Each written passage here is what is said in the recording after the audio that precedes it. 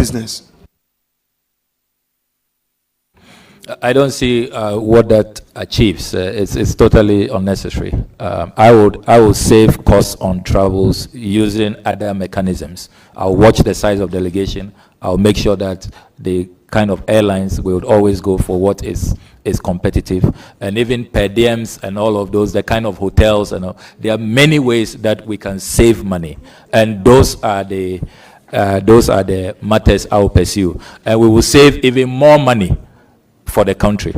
I really don't see where this economy discussion is going to. No. Please, your question, please. Any other question?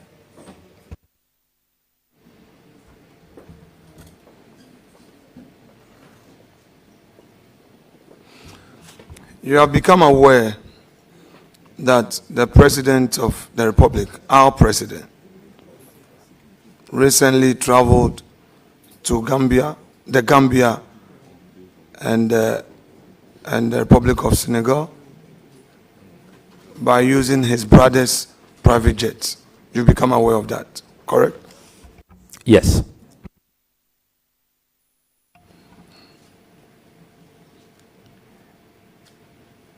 You are aware that as public servants, we are measured by certain standards, which standards you have a strong view on. Do you think that although there is no direct cost on the states, it is inappropriate for the President of the Republic to be flying on official duties with his brother's private jet? I have long advocated for the need for Ghana to have a presidential travel policy. And I've said that even in cabinet, it's a matter that I will pursue. And so the ideal situation, if we have a presidential travel policy, in some countries they've even, passed them, enacted them into law, where there are clear guidelines and the do's and don'ts. But now, it doesn't exist, and any day, the good people of Ghana will go for a free, brother trip as compared to 20,000 euros an hour chartered jet, where the Ghanaian taxpayer suffers. So you agree with me that though the state did not pay for the president's travel by use of his brother's private jet, it costs his brother money to fund the trip of his brother to Senegal and the Gambia? You agree with me? Air travel comes with costs, aviation fuel, landing rights, all kinds of fees you have to pay. So yes, it definitely comes at some cost. In view of that, it is inappropriate for a brother to bear the cost of the president's travel. You would agree with me that it's inappropriate, given the circumstances?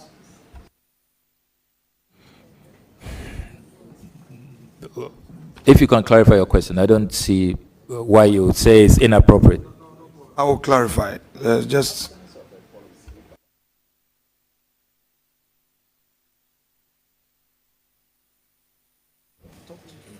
Honorable members, the question is whether it is inappropriate for a brother to sponsor a trip.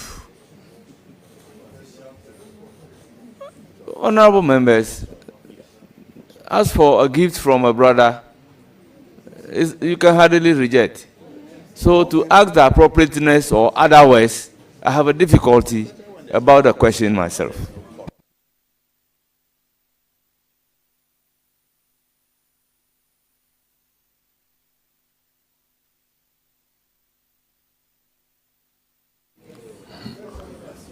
Mr. Chairman, the nominee wanted me to provide clarity. I will provide the clarity to the question. So the foundation is, In your own words, it is not proper for a president to travel on a $20,000 an hour jet. We need a policy to guide presidential travels. But for the time being, there is no policy. According to you again, the president traveled to the Gambia. That is President John Dramani Mahama, our president, traveled to the Gambia and Senegal by using his brother's private jet, which travel came at a cost to his brother. You've given a breakdown: aviation fuel, the cost of landing, all those associated costs, including meals that are served on the aircraft, salary allowances of the pilots, the air hostess, all those who are hosted, not only the president, all those officials in the aircraft. His brother bore that cost on the president's behalf.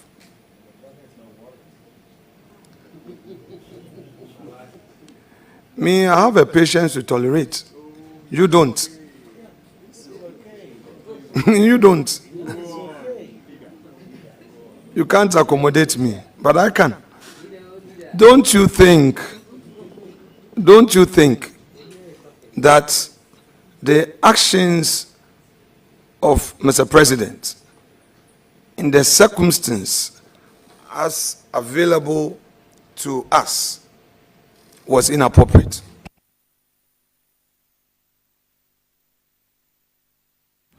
I do not think so. Respected colleague,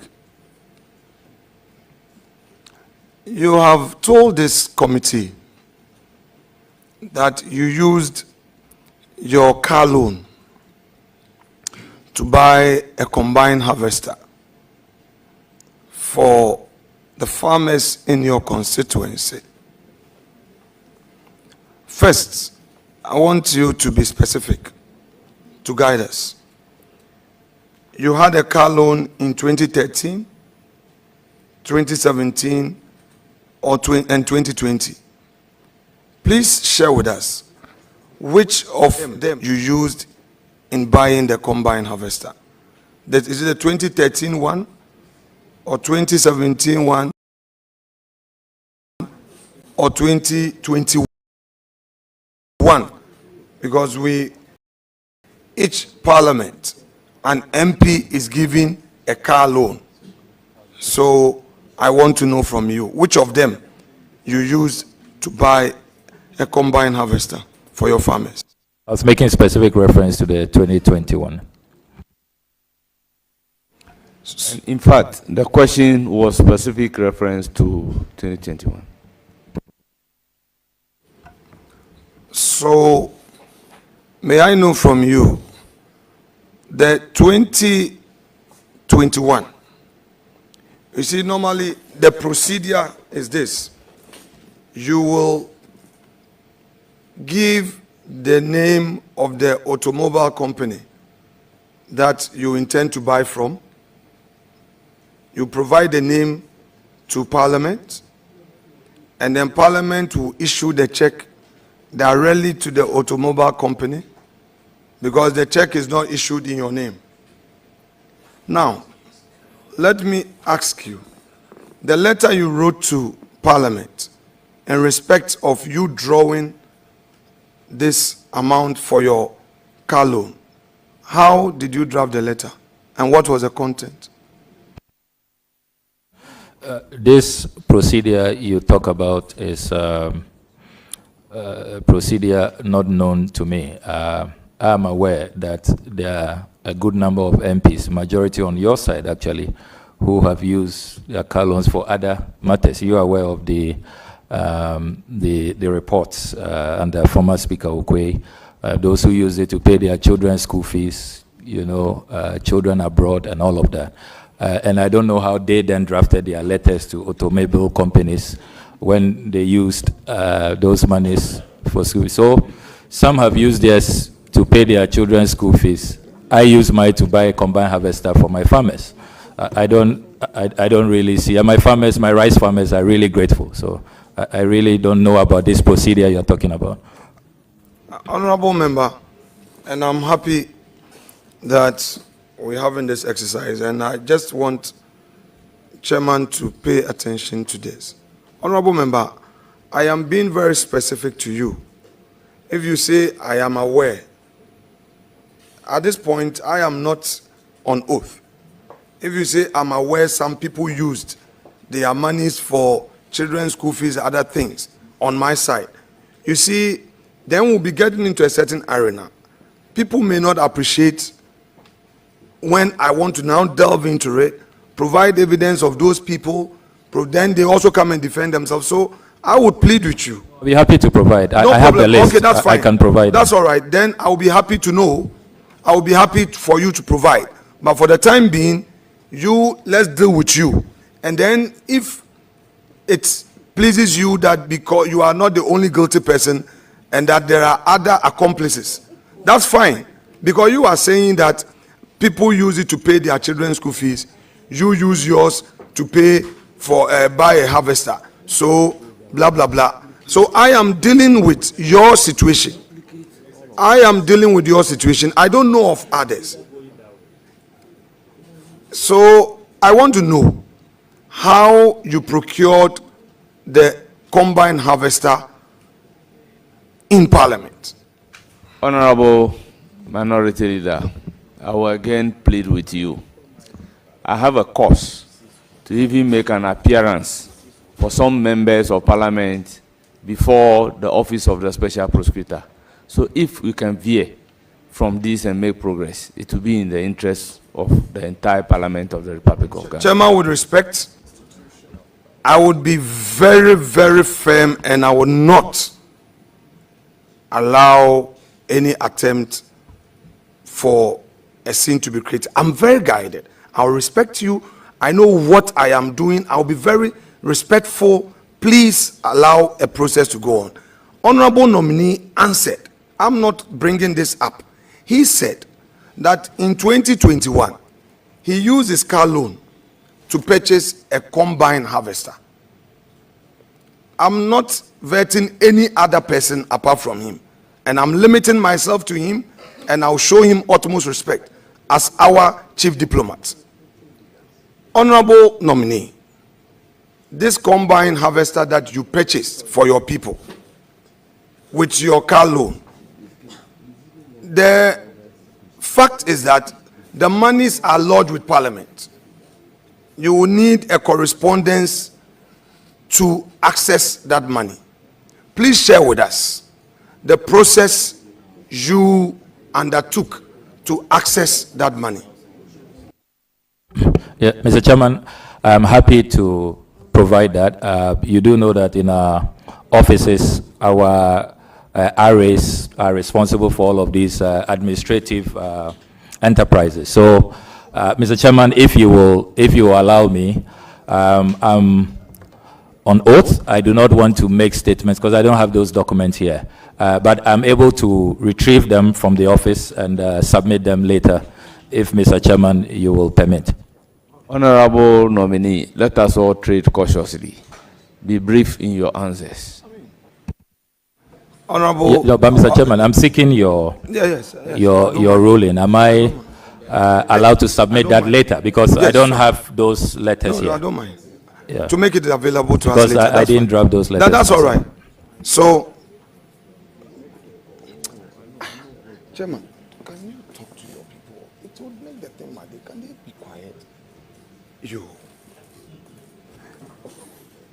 Honorable nominee, whilst we give you time to furnish us with the letters that you wrote to Clerk of Parliament, did you, in the letter, state, to the best of your memory, did you state to the clerk that your money, instead of using it to buy a car, which was why the state granted you that amount, instead of using it to buy, you were going to use it to buy a combine harvester?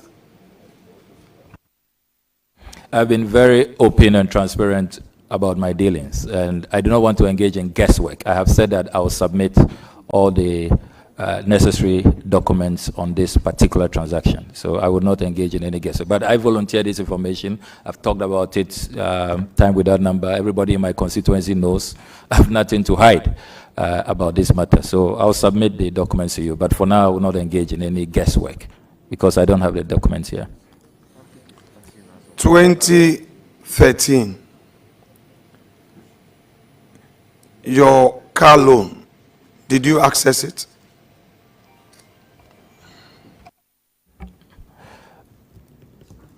I must have done that. Can you share with us how you access that? Again, I'll have to retrieve those documents for you. Chairman, with your leave, I would stay questions on that to enable our respected colleague to bring documents in respect of how we access his 2013 car loan.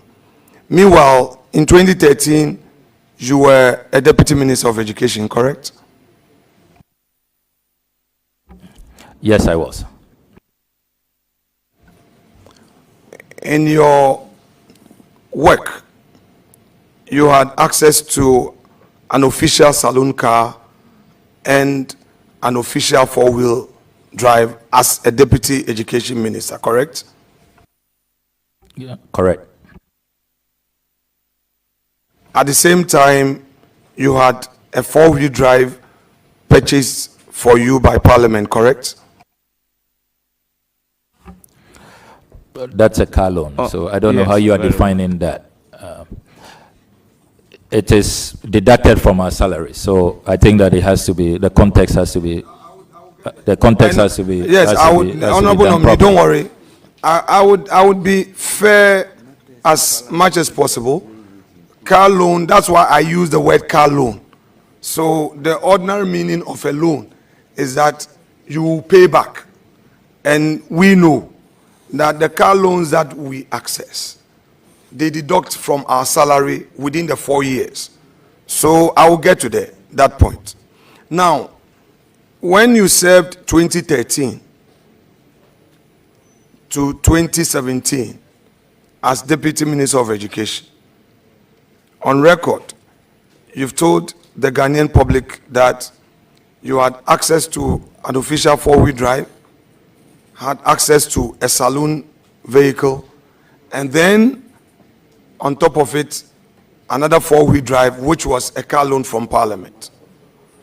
Now, when you left office, the saloon car that you used, did you get the opportunity to purchase it? I didn't put in an application to purchase it. That was available as an option, but I didn't avail myself for it. So I left it behind. Same with the four-wheel drive you used at the ministry? Yes, four-wheel drives are not covered under this policy. Emphasis. So for emphasis, all my official cars were left behind. I didn't apply to buy any of them. So as at 2017, the only vehicle available to you was your four-wheel drive that Parliament bought for you, which there was deduction, correct? Honorable Minority Leader, the nominee keep on saying it is a car loan, and you are using the word Parliament bought for you. Let's not create a different impression in public. So let's restrict ourselves to a car loan before the impression is created in public as if Parliament buys the car for us.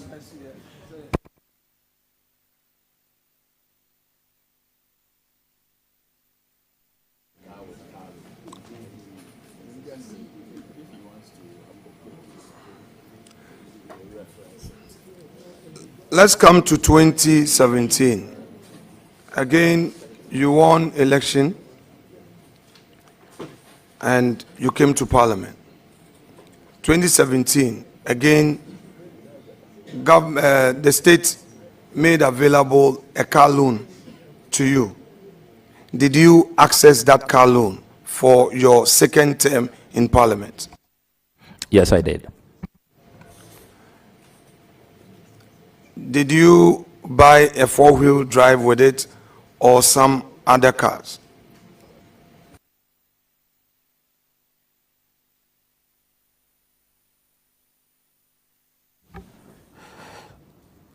I stayed within the quantum available. So because I had the Land Cruiser for the previous term. This time I purchased 2 salon vehicles, but I stayed within the parameters. I didn't exceed. Yeah, because you know that some people do pickups and all of that. Yeah, so. Honorable member. Yeah, for clarity. Yes, with respect to you, please help me by limiting it to only yourself.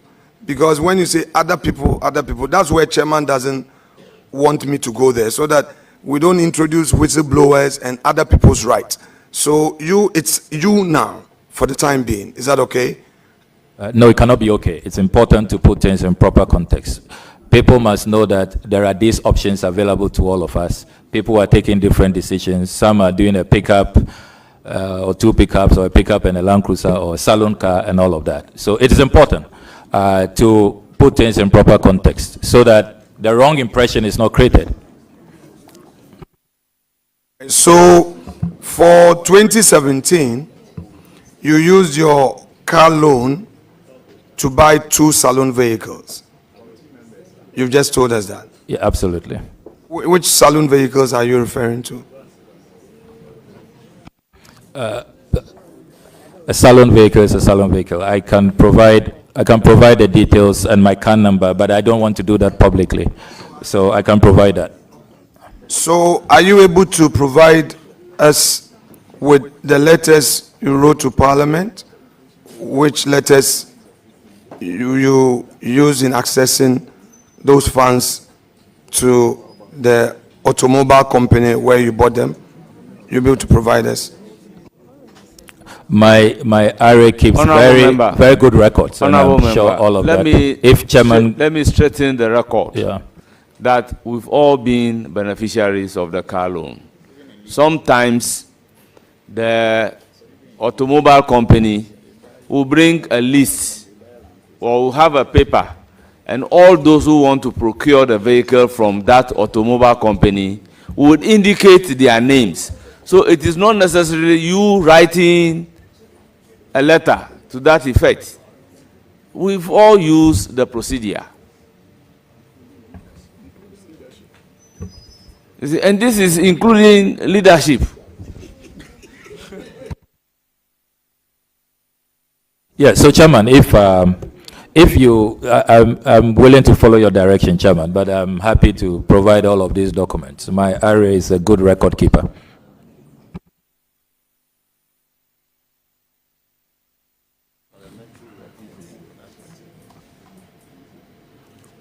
Honorable nominee, do you know Rukayatu Al-Hassan, a chartered accountant who works with the Controller and Accountant General's Department? No, the name doesn't ring a bell.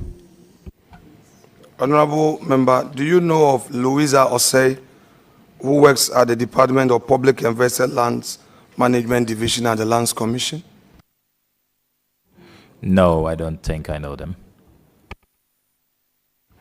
You'll be surprised if these individuals say they have a close relationship with you.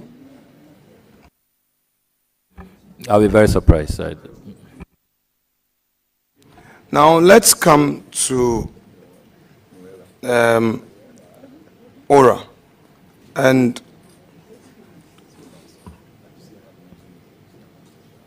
you indicated, I'm bringing you there because on your CV, sometimes people may not appreciate why we're asking certain questions. If you come to page 1 of your own CV, you stated profile, Member of Parliament for Norton, 4th term. Then you come to summary. Under it, you have chairman, Operation Recover All Loot. So it's on the basis of what you have put on your CV that I'm mounting my questions. So now, share with us. I know it was publicly announced that the respected Domlevo is a member of your committee. The respected Kofi Boachi is a member. And then Mr. Martin Pegbu, a respected lawyer. Sometimes people may have their own disagreement with him, but he's also playing his role in our democracy, and I respect him for what he's doing for his country. We can't always agree.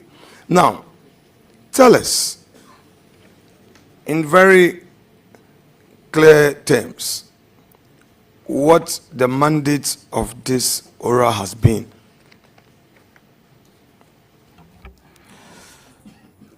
Our mandate is exactly what Article 41F of the 1992 Constitution speaks of. And Mr. Chairman, with your permission, I'll read Article 41F. Article 41F provides, Please do.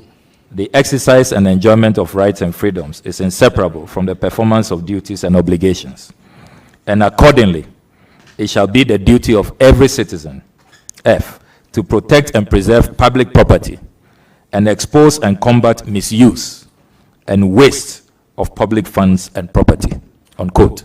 So our mandate is to really be patriotic citizens. And I'm so proud that His Excellency President John Dramani Mahama found me worthy to chair this eminent committee, which has the eminent patriots you have listed.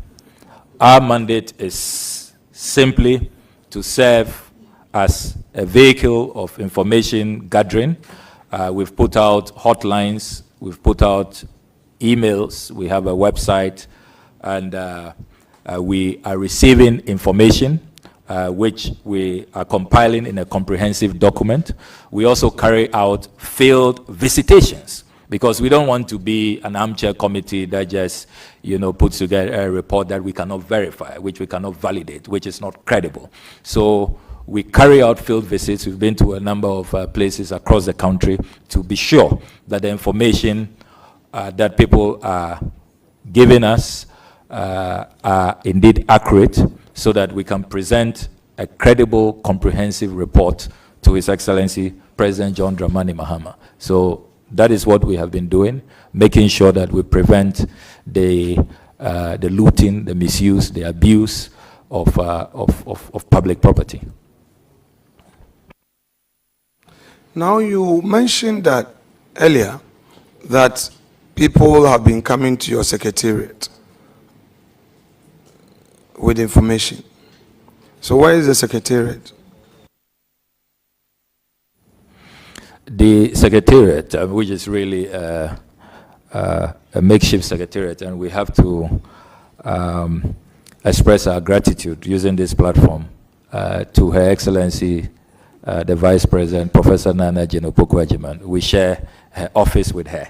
She generously, because she also believes, so passionately in oral, in protecting looting and protecting public assets.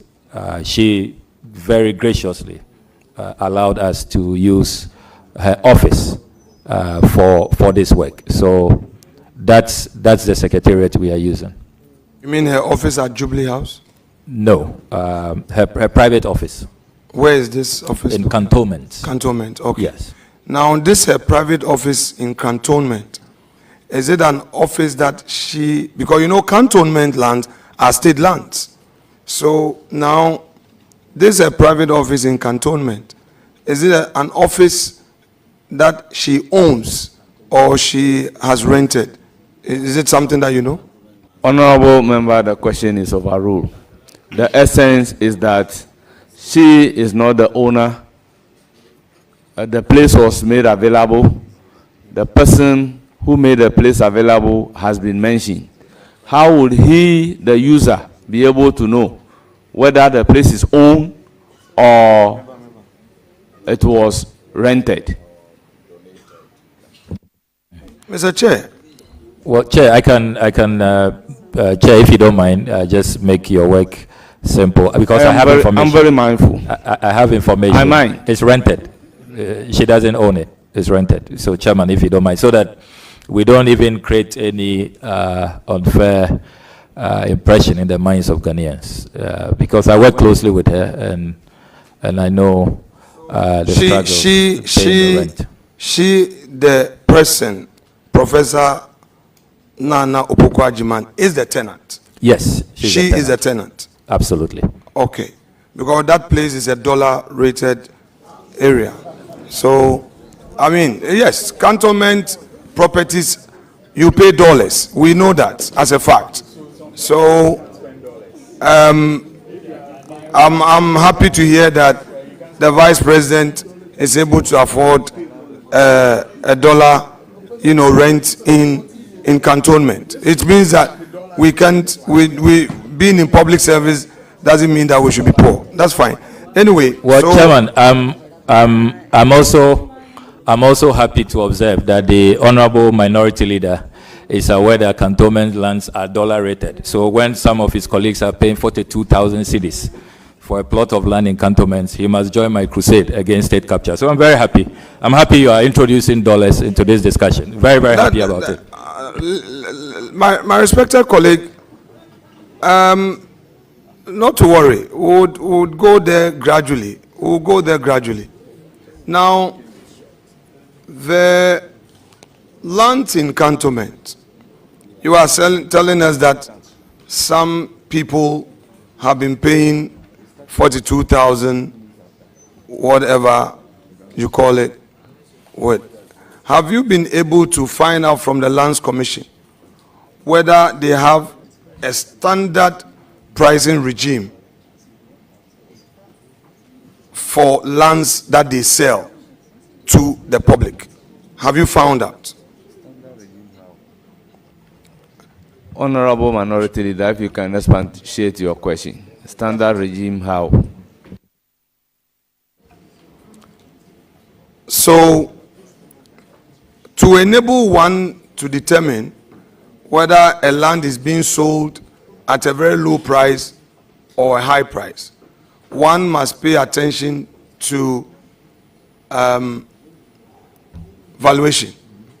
So the entity in question, whether it has set its own pricing ceiling, so you pay grounds rent, the actual lease, so, and if so, per acre or per plot, how is that determined? I just want to know from you whether as part of your work, you've been able to find out from the Lands Commission whether state lands that they sell, they have their own standard pricing for it. What I've discovered in the course of my work is that it varies depending on the area. So cantonments varies, range varies. I'm even looking into your own acquisition in Winneba. I have the documents here. It also varies. So it varies all over. I have documents from Tamale as well, which vary. So I don't think there's a standard rate. It varies depending on the place. Honorable nominee, because you have brought me in, I'm able to find out from you about my properties in Winneba that you know. I want you to share with the public. This specific one is a lease between you and the government of Ghana on 22nd March 2023. The name Alexander Afenyo Markins for 99 years. This is in Winneba.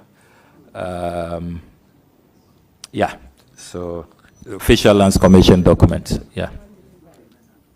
Honourable member, did you say 99 years? Yes. Because I know as a fact that government land, the lease will not go beyond 50 years. By law. If I can read verbatim, and this is signed by Justice A. Asanguna, Principal Lands Officer in Winneba. And the official search certificate indicates that the search applied for against the land edged red on the plan attached has been made with the following results. 1, the site is not a state land but vested by virtue of LI 206 dated 21st November 1961. 2, the site also is covered by a lease dated 22nd March 2023 between the government of Ghana on one part and Alexander Afenyo Markin on the other part for a term of 99 years. So that is what the search certificate states. Honorable nominee, just by way of public information, because you provided the LI, now I'll give you a background to Winneba and Gomwa. Winneba and Gomwa have had a long period of land disputes. It went all the way to the Gold Coast Supreme Court. So the entire Winneba land, Kwame Nkrumah, just to bring peace between the people of Winneba and the people of Gomwa, came up with this executive instrument. There are 2 instruments. So in Winneba, every land is vested. All the villages and the Gomwa enclave as well. So I'm happy that you read. The state. Yes. Oh, come on. But the person read, Roxanne, we are doing a serious exercise. I mean, if you guys want us to go the path of partisan politics, we would go there. No. I have been very gentle and respectful. Chairman, members, let's have some you need order. to talk to your Let's people. have some order. Because Please, when we I beg react, you. then they will take offense. I beg you. Let's If have they some do, order. We have a lot of things to do. I've been calm, quiet, gentle, respectful. They've been doing, I've been keeping quiet.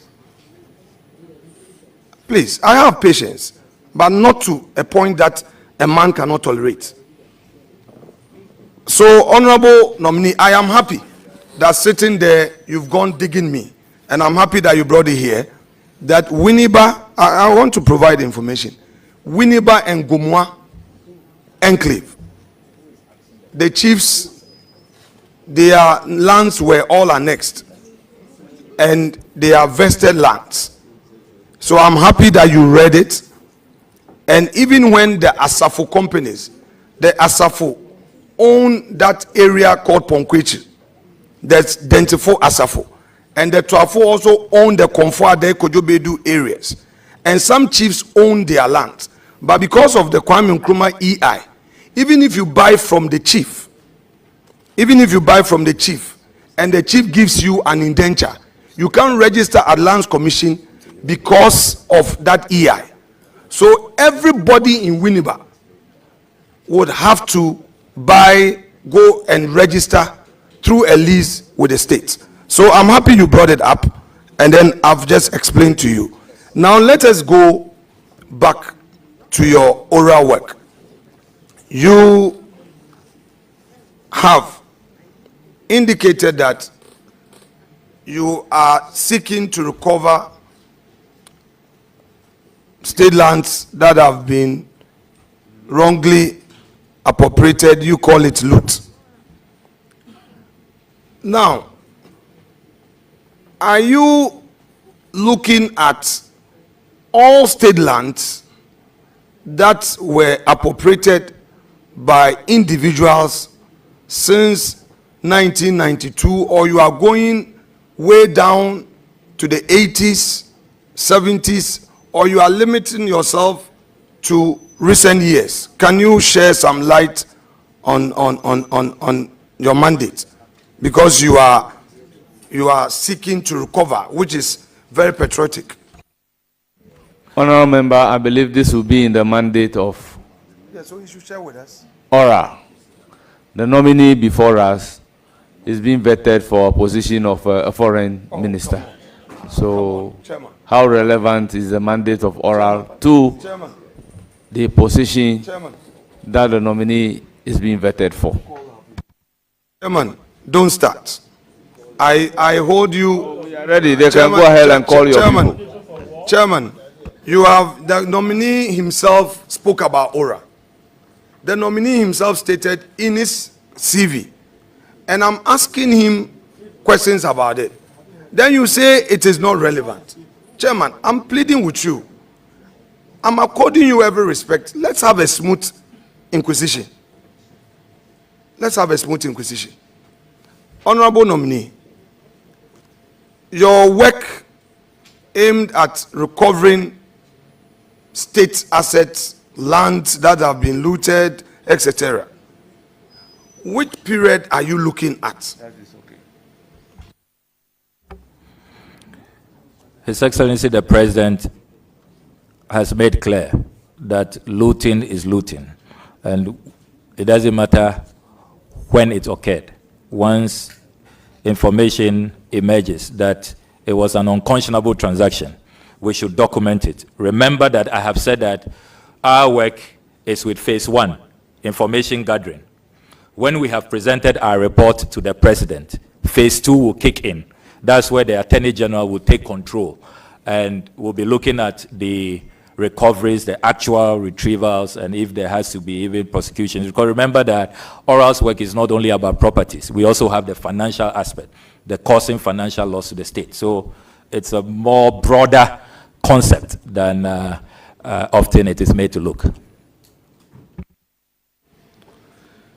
Now, let's leave ORA for a moment and come back to your CV. Page 1 of your CV. You provided your address, PO Box AD 45 at Ablakwa, Accra. Is the address owned by you? Is it your own postal address, or is a family postal address that you are using? It's a family postal address. And how long have you been using this family postal address? About 10 years. Now,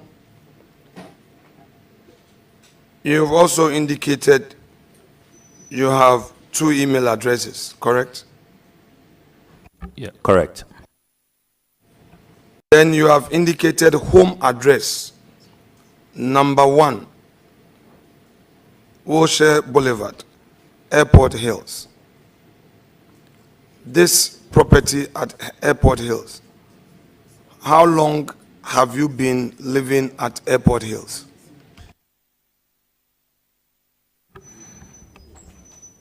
About 8 years. Is it your own property? No, I am renting. I'm a tenant. Airport Hills is dollar rented zone. Are you aware? Honorable Member, can we have a clarification of dollar rented? Because in Ghana, we use CD. So I don't understand a dollar rented property. Does it mean you pay the rent in dollars? Not necessarily. I mean, Okay.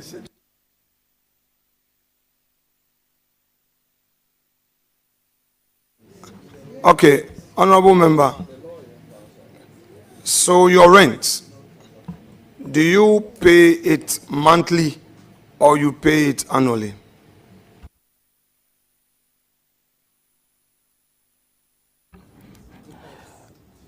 Well, it depends. And Chair, I don't know if you want me to share the tenancy agreement with you, even though I'll have to don't proceed. Seek the permission of my Please. dear wife, because Please, we do it don't together. proceed. It is not in the interest of the company to be demanding for your tenancy agreement, let alone determining how much you pay as rent. Okay.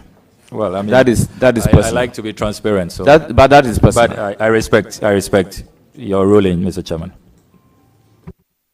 Chairman, you see, we are in this public enterprise together.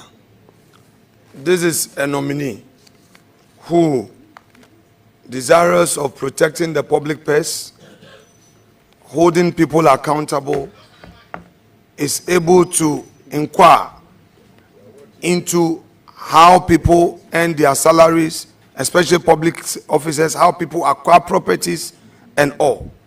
I think that it is only fair. For instance, in this inquisition, at least he came as prepared as possible with my own land that I have owned for over 25 years, which is good. And that's not only what I have, by the way. No, provide, honorable member, I am happy. I'm happy for you to share with the public all that you have on me. Read them aloud. No, please read them aloud. Honorable members, I want you, because you brought it up, I want you to share with the public all the properties that I have, that you have uncovered, including my bank account. Share with the public. I'm happy for you to share. No, I want you to share because I want it to disclose. I am right here. No, I am right here. I am right here. I want you to disclose to the public all the properties that I own that you have. Honorable Minority Leader, remember, I am the chair of the committee. If you ask a question that relates to that, fine. I can even overrule the question. So please, you are not allowed to mention the others unless the need arose. Proceed. Honorable member, as part of your inquisition on me, did you discover some other properties that I own apart from what you have already mentioned? Which search result you shared? Are there others that you were able to uncover? Is there inquisition in the first place, or you just gather information? Don't worry, I will put it right if I should use gathered information.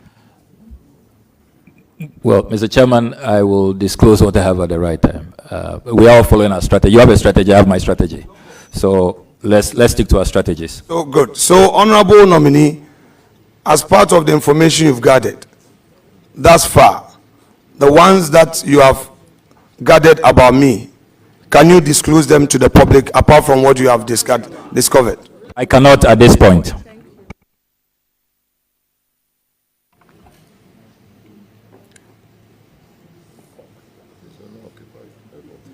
Honorable nominee, this property at the Airport Hills that you say you rent, and you've been renting it for 8 years, do you pay in cedis or you pay in dollars? Your rent, your tenant rent, do you pay in cedis or you pay in dollars? In cities, we always pay the city equivalent. Do you deduct withholding tax from your rent at source? Because every rent, there's a withholding tax element, and then you give the receipts to the landlord. Do you deduct at source and pay to GRA, or you just pay your rent and it doesn't matter how the landlord goes about it? Honorable members, this is a legal question. It's in two ways. The landlord can choose to pay the rent, and the landlord can agree with the tenant for the tenant to also pay it. And it depends the duration.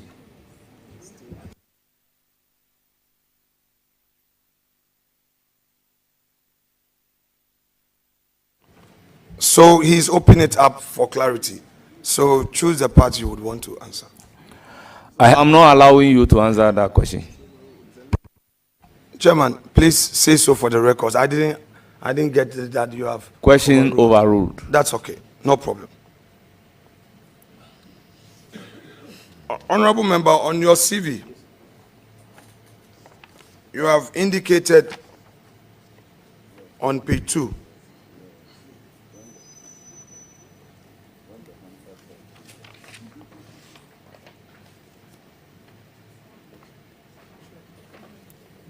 page 2, are you there with me? We have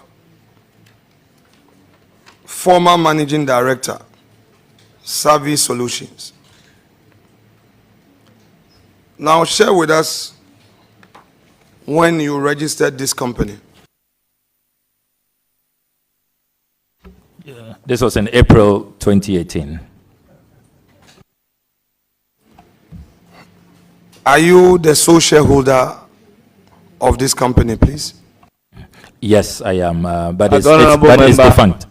Honorable member, the fact that you are a managing director of a company does not suggest that you are even a shareholder. Mm-hmm. Yeah. Let alone being the sole shareholder. Mm-hmm. Yeah. So the question is overruled.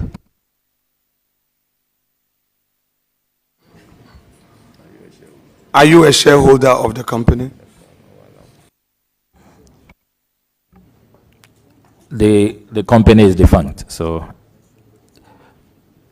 I'm no longer working or operating this company. Were you a shareholder of the company? Sole shareholder. From which year to which year did you operate this company? It was just about a year. It was short-lived. What was the nature of the business of the company? So it was a communications and PR firm, and because I was appointed Deputy Minister for Information, I saw that there will be potential conflict, and so I decided to wind down to avoid a conflict of interest situation. Honorable member, you served as a Deputy Minister of Information between 2009 to 2013. A moment ago, you said the company was registered in 2018. Please, can you bring clarity? Because you said 2018. No, I meant 2008. Thanks for the 2008. So let the record be corrected. April 2008. Please kindly take the leave of chair. So, Mr. Chairman, with your leave. 2008, not 2018. Yeah, 2008.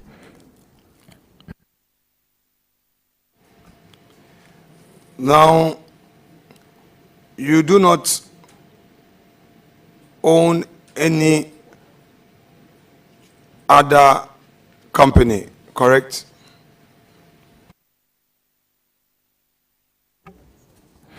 I'm a director in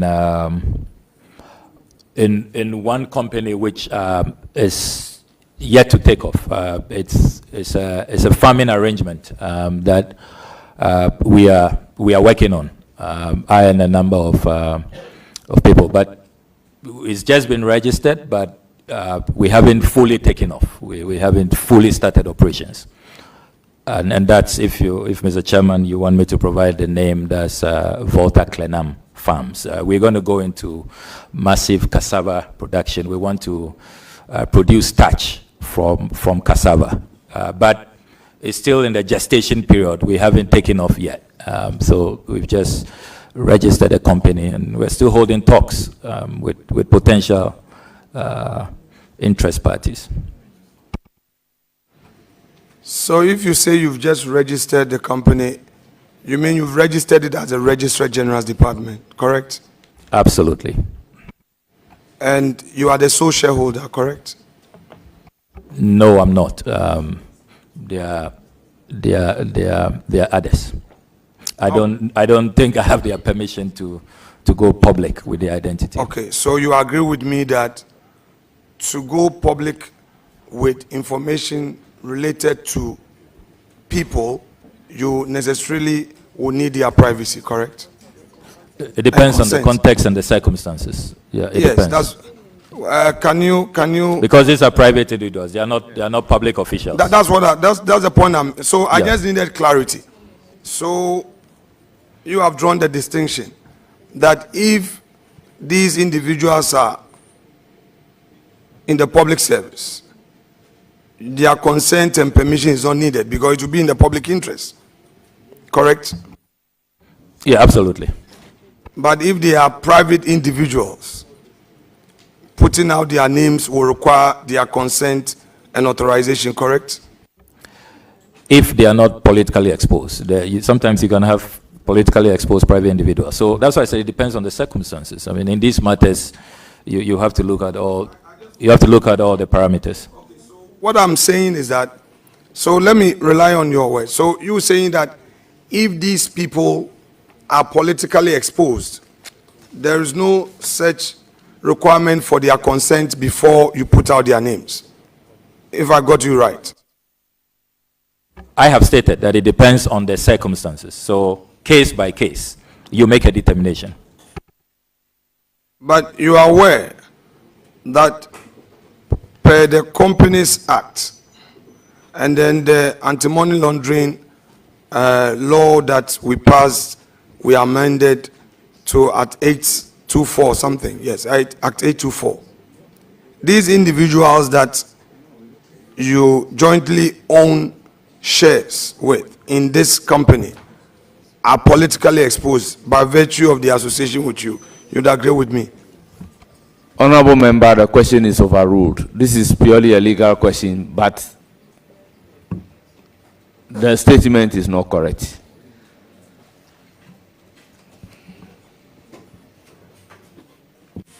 Now, you say you are going into cassava production in commercial quantities. You have acquired the land already? It will be a cooperative, so we will not acquire the land. We've discussed an interesting concept where the community owns, say, the community will contribute land. The youth will be involved. It's part of next initiatives I want to introduce as a member of parliament in Northtown. So it's all geared towards job creation and promoting agriculture amongst the youth. So that's the kind of concept we are looking at, more of a communal approach where families who own land will bring it, young people volunteer, and then the proceeds will be shared amongst those who sign up for the cooperative program. So it's quite an interesting concept. That's what we are looking at. So we haven't bought any land at this point. So, Honorable Foreign Minister Designate, in your constituency, do you own any property there? Like the way I own a property in my constituency, do you also own a property in your constituency? Yes, I do. With us, how long you've owned this property? It's a property I use about 10 years to build. Simple 4-bedroom, 1 kitchen, no boys' quarters, no swimming pool, no tennis court. That's a simple structure. I've seen a lot of propaganda out there that I own a $3 million mansion in my constituency, largely fueled by propagandists in your party. But I don't own $3 million in Aveime. I mean, absolutely preposterous and ridiculous. I mean, those who attended my dad's funeral saw the property. Very simple property, built over a 10-year period. So if you want descriptions, that's what I can give you. The land, how did you acquire the land? So, example, in my case, I buy it from the chiefs and the Asafo, but I still would have to go and pay again at the Lands Commission because their title, their document they give, you can't register because of vested land. Do you have a similar situation in your area? No, mine family land. So, and because I'm member of parliament, they were very, very generous. It was largely a donation, just a little token to show appreciation. You know how people are very happy to reward people who are serving them diligently in their communities. So it was within that spirit. So, like you're saying that it's a family land, but it was given to you. You are saying that the land upon which you built was a gift to you from a family because of your hard work as a member of parliament? That's not what I said. I said it belongs to a family. It's not a government land. It's owned by a family. And I'm saying that they didn't really let me pay a commercial value. I mean, I have to be grateful to them, and that's all I'm doing. So a little token, a little appreciation, really, but nothing significant. So you have a lease to the land? You have a lease? Not yet. Not yet. So, as far as you are concerned, that simple property, as you've described it, in your constituency, is the only property you own, correct? Or you own some other properties? Mr. Chairman, I think the Vice Chairman is engaging Mr. Chairman, so.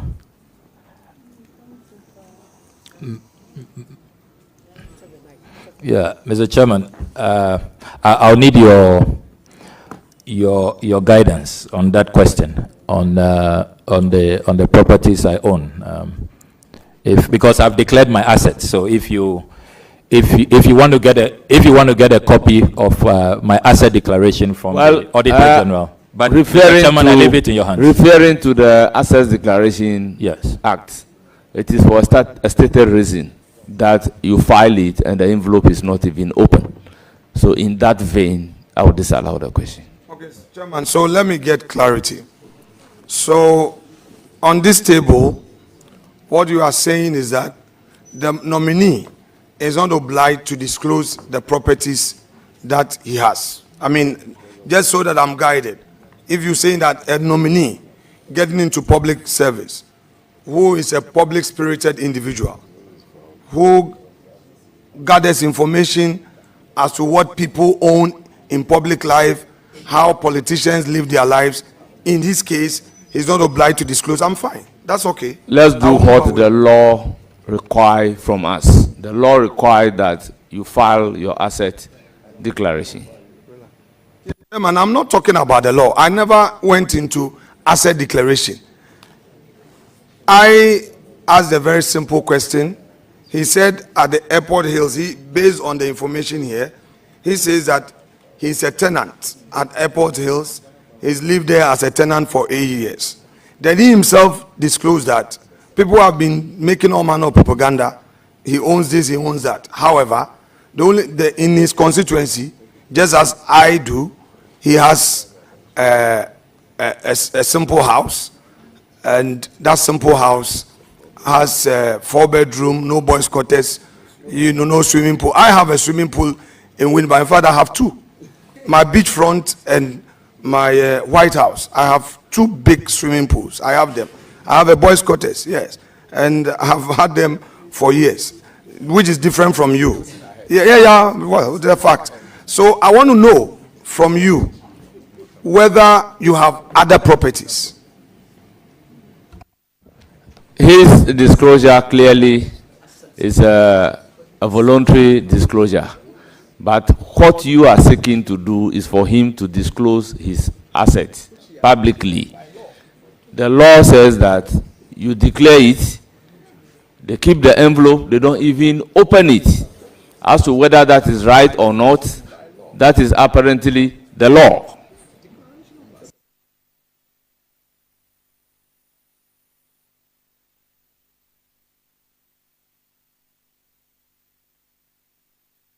Yeah, Mr. Chairman, I've placed on record that I am happy for the committee to engage with the Auditor General to have a copy of my asset declaration, if you so wish. I mean, I'm not opposed to that, but I can state on the record that I have never purchased a government land, if that is what is of interest to the minority leader. I've never bought a government land, if that is, or a public land or a state land, if that is where he's headed.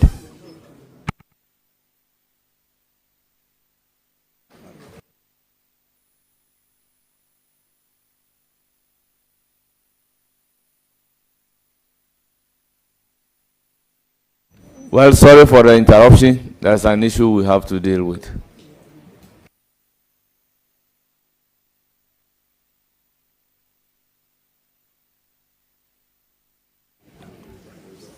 Now, Honorable Chairman,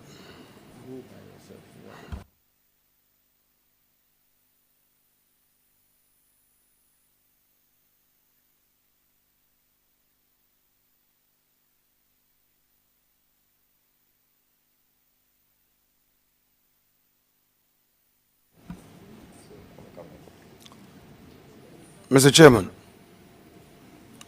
I just want us to put this matter to a peaceful rest so that we are all clear. I understand that as a requirement of law and by law, we are to make an asset declaration sealed in an envelope deposited with the Auditor General. Are you therefore saying that in view of that law, nominees that appear before us are not obliged to make a disclosure of properties that they own? If so, I will respect it. I just want clarity as to your ruling. Yes, by imperative of that law, you cannot publicly ask anybody to publicly disclose his assets. That is why the disclosure of the access, in the wisdom of the framers of the law, is confidential.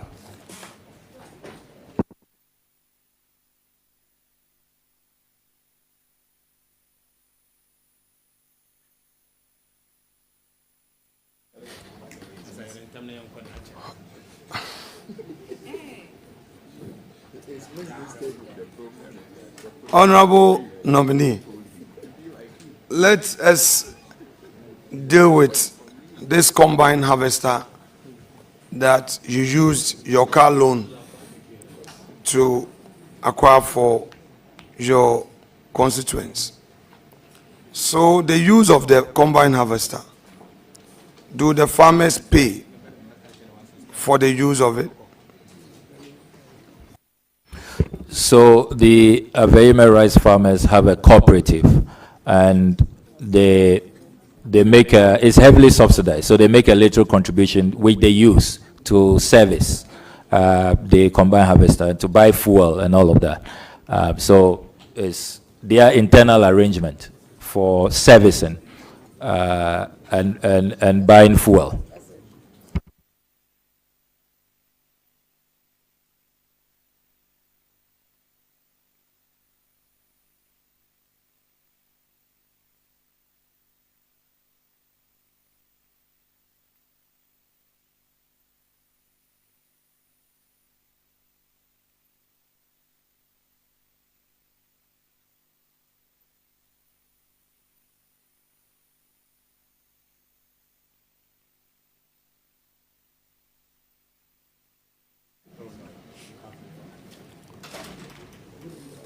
So, honorable nominee, are they in the process paying back the facility? No, no, they are not to pay back.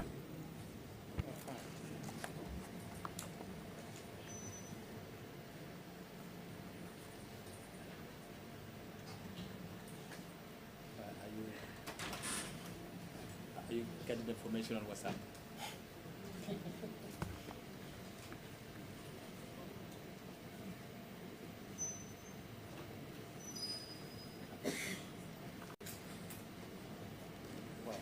Somebody send me WhatsApp messages to us.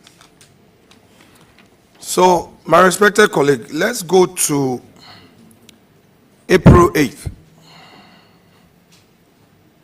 You publicly demanded on Twitter that former President Akufo-Addo should submit an annual presidential staffers report. And I'm quoting you. We demand the annual report now. Unquote. However, official records show that this report had already been submitted by the presidency to Parliament on the March 25, 2024, and formally acknowledged by the Speaker's office on March 28, 2024, nearly 2 weeks before your demand. As someone who is being nominated as our chief diplomat, this office requires meticulous attention to facts and careful verification before making public statements. Can you explain, one, what steps you took to verify your information before making your demand public? That's the first one.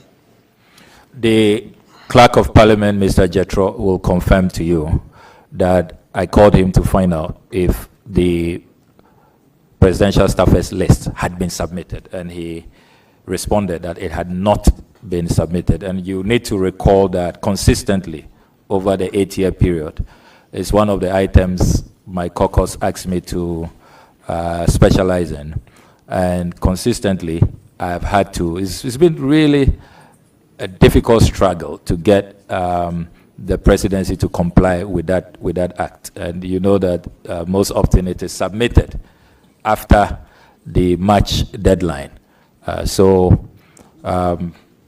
In April 2018, I thought that consistent with that track record, they had also missed the mark. And indeed, I did verify from the clerk at table, Mr. Jethro, before I put out that tweet. But you subsequently became aware that indeed the presidency had submitted the search information ahead of your publication, correct? So I saw a tweet, an X post by counsel to the president responding to my post that they had submitted it earlier. So I took steps to follow up from the Speaker's office. And I can't place on record that I have been pursuing that document since. Strangely, I haven't seen it, despite my pursuit. And it's not been laid in the House, which is really strange. I don't know what happened to that document in transit, but we don't have copies. No MP has been given a copy, which I find really strange. The fact is that the Speaker's office confirmed receipt of the said document way ahead of your publication. I wouldn't know that. President, Speaker communicating, writing letters to each other directly. They don't copy MPs. So I wouldn't. I did my check, diligent check at the table office. Mr. Jethro told me it had not been submitted. And I then reminded the president that he has to comply. And if you check consistently, has not been complying with the law on this matter. Well, for me, I believe that the recipient of said communication is the Speaker's office. And to be fair to the president and all presidents, not only Akufo-Addo, our current president. Once the communication is delivered to the Speaker's office, I believe that it would only be fair that even if our initial diligence search could not reveal the delivery of such, once we become aware, it is only fair that we acknowledge same and take note. I think, in all fairness to President Akufo-Addo, he did not break the law. But if you don't want to acknowledge that fact, I wouldn't press you on that. I will just move to my next question. But the fact is that at the time you put out your information, the document has already been ferried to the Speaker's office 2 weeks earlier, and you can always verify. Let me move to the next question. In March 2021, you resigned from the appointment committee, citing personal and principled reasons. You chose to act independently rather than to align with the collective decision process of your caucus. Now, as Minister of Foreign Affairs, that is when approved, you will be required to represent and defend Ghana's collective cabinet positions, even when they might differ from your personal views. Now, how do you reconcile your past actions with this fundamental requirement of cabinet collective responsibility, and what assures this committee that you would uphold this principle if confirmed as minister? Well, thank you very much. I am a conviction politician. I have certain principles and certain standards. And the principle of collective cabinet responsibility, inherent in that principle, is that if there's a cabinet position you don't agree with, you resign. If you stay on, then you must defend that cabinet position. So if it's a matter I feel strongly about, I'm not one who finds it difficult to walk away, to preserve my convictions and my philosophies.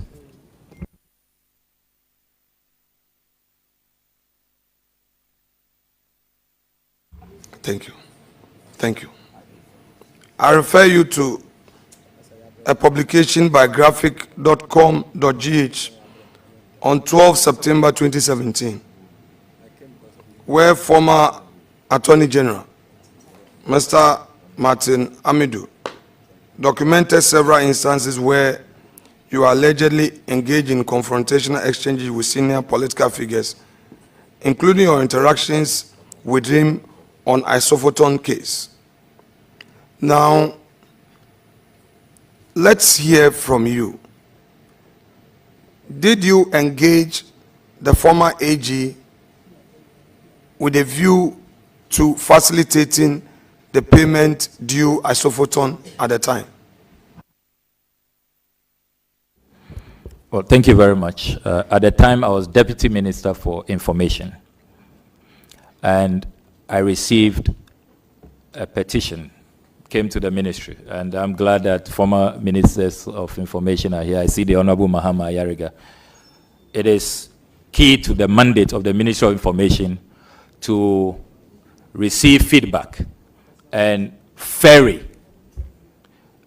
that information to the relevant quarters. So in this case, there was a petition from the director of Isophoton, and all I did was to forward that. And if you, Mr. Chair, you give me the permission to read from the current Ministry of Information's website. I have a printout here, a statement introducing the ministry, signed by the former Minister for Information, the Honorable Fatima Abubakar.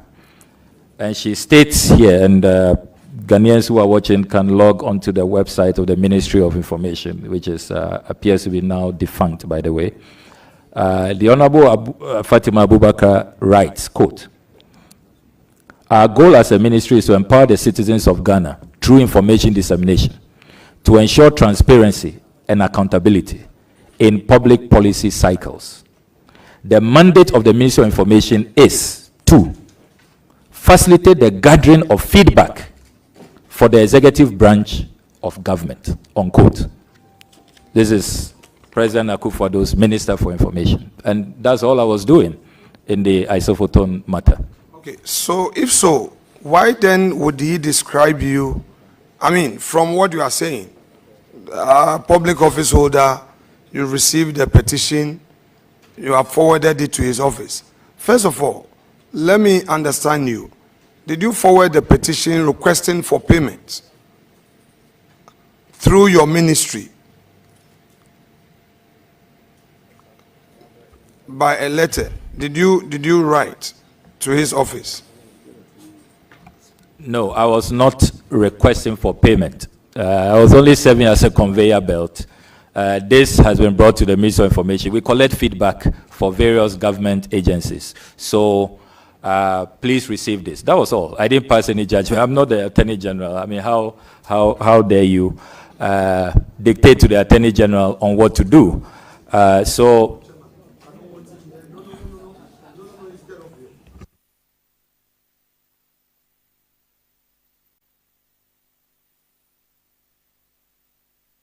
Now, members, let's make progress. So, if you only ferried the letter to him, why would he therefore describe you as uncouth and somebody who has been insulting elders? Because he stated so. I mean, if there was no verbal engagement, but just a letter you wrote, how would he give you such a description? well, first of all, I would like to see that publication because It is graphic. If you can find it on the 12th September 2017, it's still online, so you can peruse it.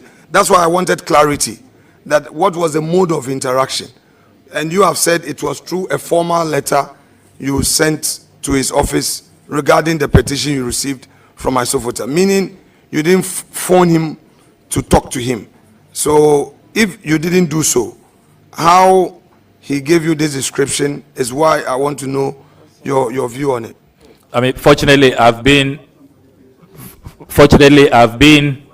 Honorable member. I've been in the public space. Honorable member, hold it. The question is a bit nebulous. How somebody have a view about you, you may not have control over it. So the question is either rephrased or overruled. Chairman, you reserve the sole right on admissibility. I will respect that always. Honorable nominee, I'm sure you've become aware that the new president of the United States, through some executive orders, has been very tough on immigration and all. Obviously, without being hypothetical, there may be Ghanaians in the United States who don't have documents. How prepared are you for possible mass deportations, considering the situation we find ourselves? Share with us some strategies you intend to put in place to warmly see our compatriots safely back to Ghana. This is a matter that is of concern to a lot of Ghanaians. And since my nomination, I have diligently inquired from the Ministry of Foreign Affairs what the status is. There have been publications that about 6,200 Ghanaians will be affected, but from the brief that has been shared with me from the officials at the Ministry of Foreign Affairs, they allay fears that the numbers are not that high, and that currently the official communication the ministry has received from Washington is 156, not 6,200, 156 Ghanaians who face imminent deportation. And indeed, they indicate that about 40 of them have been asked to be, they've asked our mission in Washington to process those people expeditedly to be deported. It's clear that President Trump is really serious about this, his executive order. If you follow what happened to the Colombians, when the Colombian president refused to accept Colombians who were being deported, we saw that immediately President Trump announced trade sanctions, and Colombia has had to retreat. So I think that the strategy that we should deploy as a country is to ensure that our missions abroad extend consular services to all of these persons. They are our compatriots. We must be concerned about their welfare. And if we have to give them legal assistance, that's why earlier I talked about the consular fund. We need to quickly populate that fund. And I'm happy that the distinguished Minister of Finance is here as we work on the 2025 budget. It is a line item I will really be appealing to his ministry to approve, so that we would have a consular fund for the first time, so that that fund will be available, legal support, consular assistance. At least let's do our best so that if they have a case to remain in those countries, they stay. And then if they have to be received by us, it is also done in a humane way that respects their rights. So we are not going to leave them there to struggle on their own. We will let them feel and know that the government of Ghana, the people of Ghana, care about their plight, and that we are doing our best to extend to them consular assistance. Chairman, with your leave, I want to apply for a post-trade break, 5-minute post-trade break. Leave humbly granted.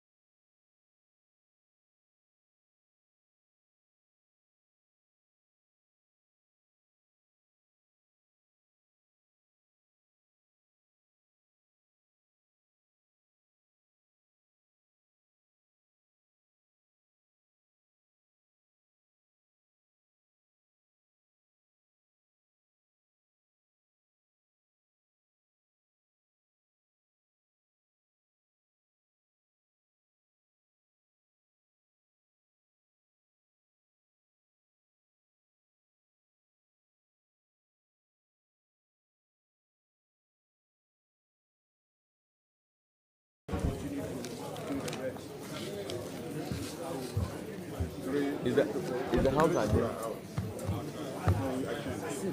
This is the second one.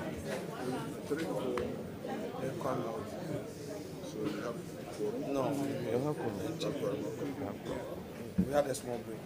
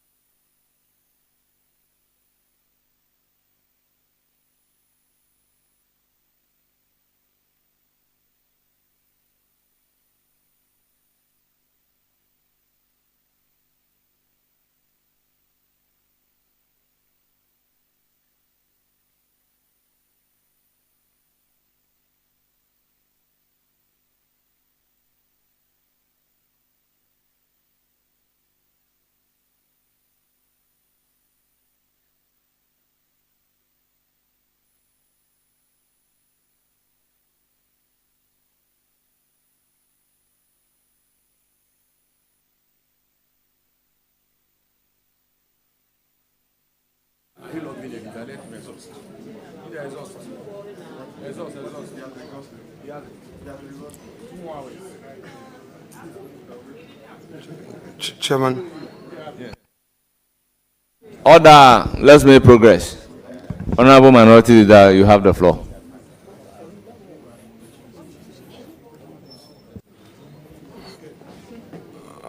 Honorable nominee.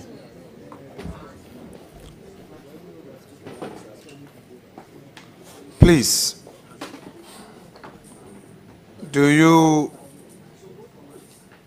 have a Ghana card? Yes, I do. At what point did you acquire a Ghana card? Can you tell us the dates you first acquired a Ghana card? I'll need to refer. I don't have it here. I'm on oath, so I have to be accurate. Do you remember publicly condemning the policy of the Ghana card? Which aspect of the policy? Can you please? Auction of the Ghana card. I don't recall. I don't recall. You don't recall? that. Okay. That's fine.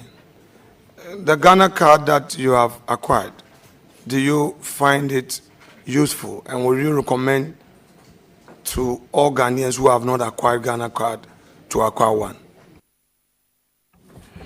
I said earlier in response to a question on passport reforms that I'm even seeking to collaborate with the Ministry of Communication so that those who have Ghana card who already have their biometrics in the system should not have to go back to the passport office to take their biometrics, that we need to have our systems synchronized. They have to integrate, talk to each other, and instead of these silos that we are promoting. So clearly, I believe in having a national ID system, and this has been in the works for many, many years. I recall that Professor Mills, President Mahama, and even before them, all governments have played their role in making sure that we have a national ID for our country. So I don't see how anybody will oppose a national ID system.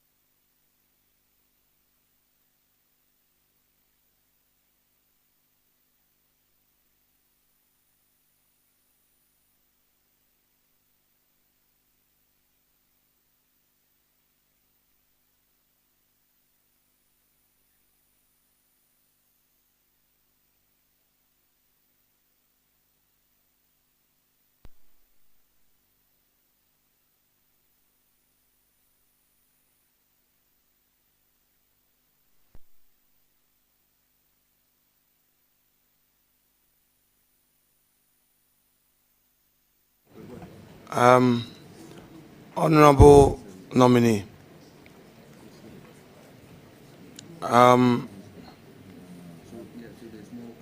my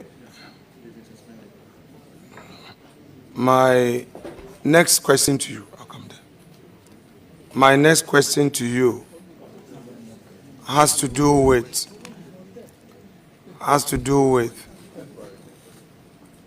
my next question to you has to do with your tax. Now,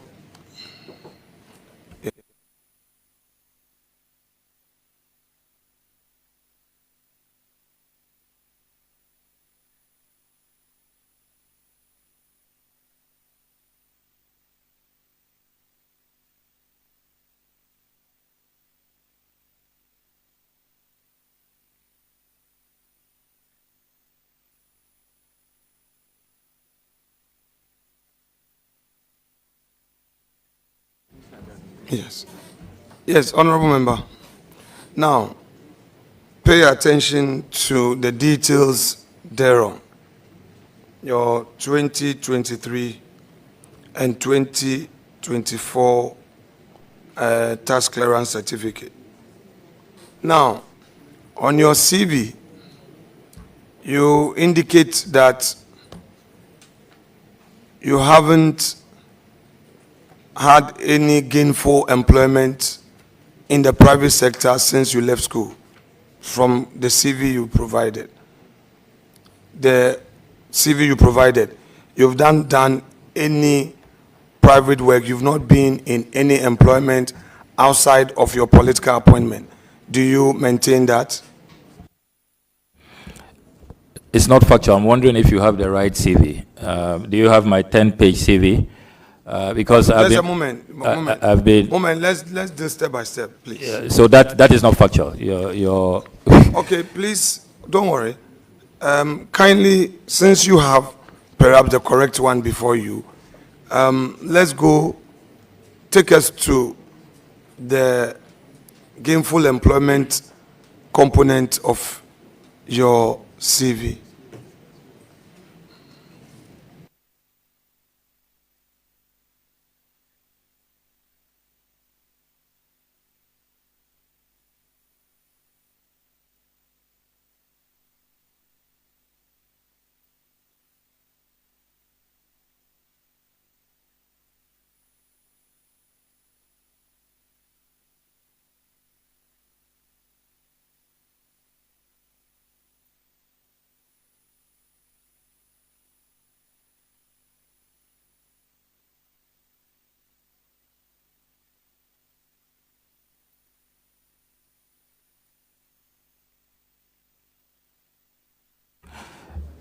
If you come with me to page 7 of my CV, you see that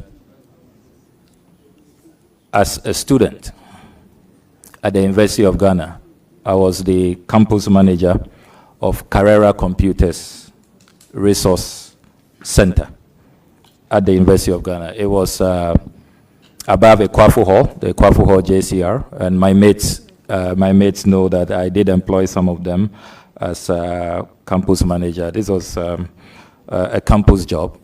And before that job as well, I taught computers at Cosmopolitan Computer Systems in Koko. Some of my students are here doing national service. I meet them every day.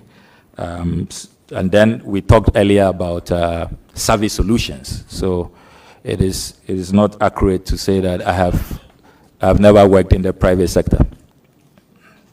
Thank you very much. So the campus job, you were a full-time student at Legon, correct?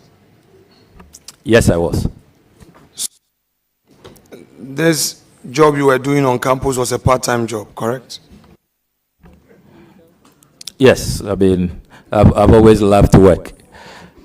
Yes, I believe in the dignity of work. And let me also add that during vacations, I took on vacation jobs. My mates will tell you that I was part of the work abroad squad on summer holidays. typically in the United States during summer holidays. So I've always believed in the dignity of work. Okay, work abroad squad. So share with us the periods that you went to America.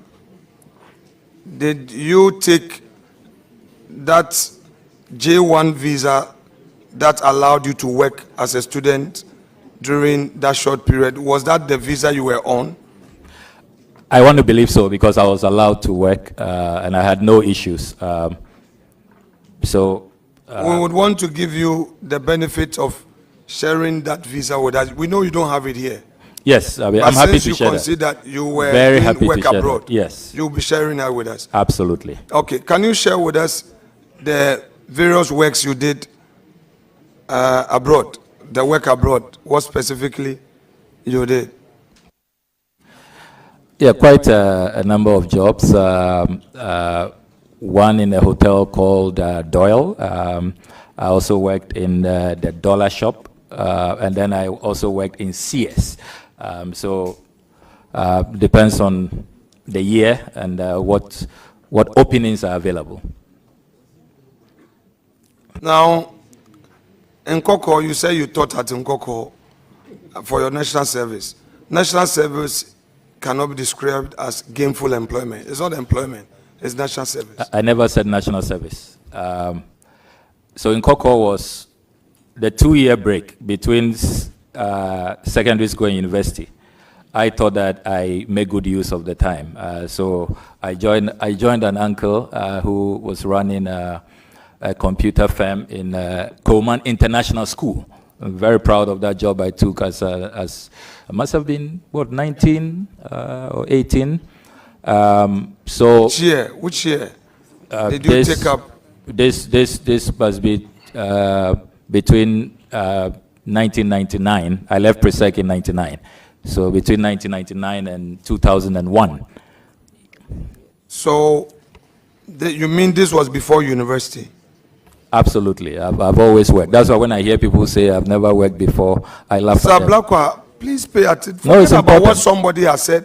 No, it's that important. That is not why we, please. I believe that's what's informing some of these questions. Mr. Chairman. Because that's why having my CV, you said that I've never worked. The nominee must learn to reciprocate respect. Honorable nominee. You should Honorable learn to nominee. reciprocate But honorable respect. minority leader. Respect. If the nominee in his answer indicated clearly that the gap between SS and university, so clearly that will be before going to university. So the question whether it is before going to university for me is unwarranted.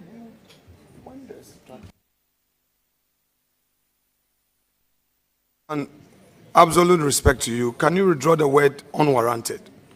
Please. Chairman. Then let me substitute it to say that it's not needed. Because the answer has been provided that I did that work between my SS and the university. So it cannot be that he completes university before doing that particular work. It is stated in the answer. Honorable nominee, you referred to page 7 of your CV. Is that where the Nkoko school is stated? When I referred to page 7, I was talking about Carrera Computers at the University of Ghana. That's what I said. But this one that you said you worked between 1999 and 2000, you said the 2 years prior to going to university, you did some work, gainful employment. Do you have it on your CV? No, I didn't think that I should add that. So I wasn't wrong when I said it was on your CV, and you said No. You said I've never worked in the private sector. Carrera Computers is not owned by the government. Yes, With all due respect.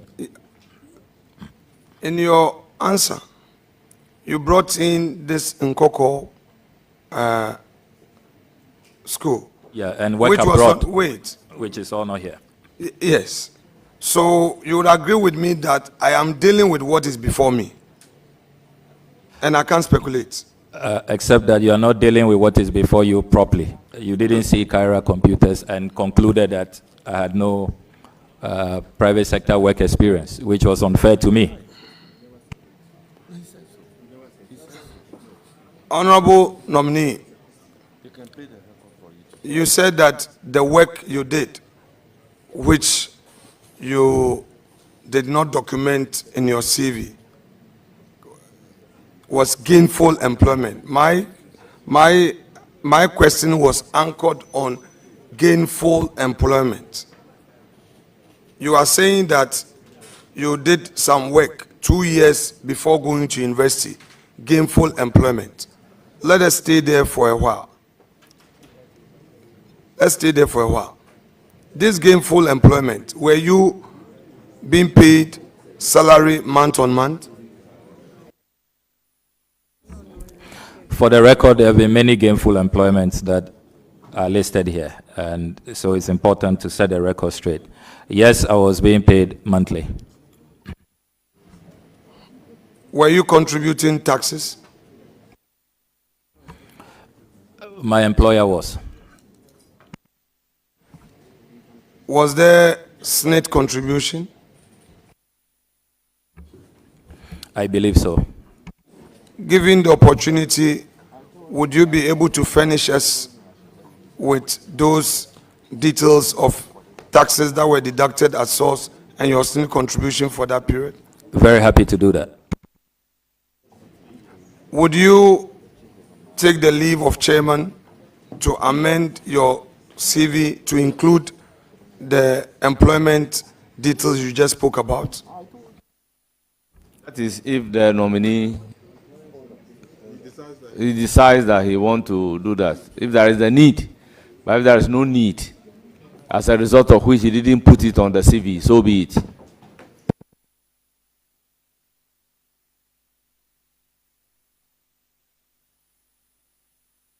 Let me also place on record that for the purposes of taxes, we have the tax clearance of the nominee before us.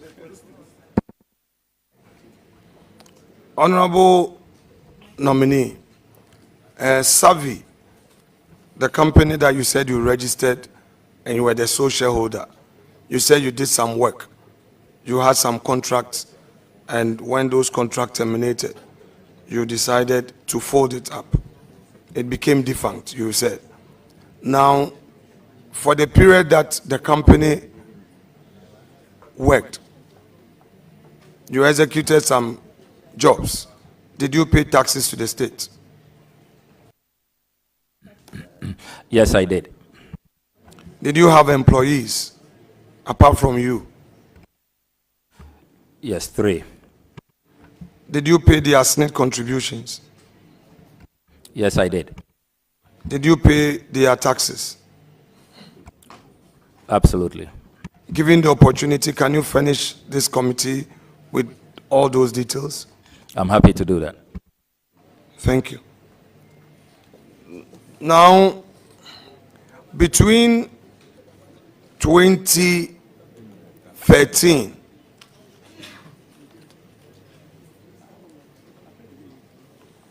and now, have you done any work apart from your politics? Have you done any work, and I'll break it down, as in consultancy work that has earned you an income, or engage in some other business that you've earned some income apart from the politics? Full-time politician.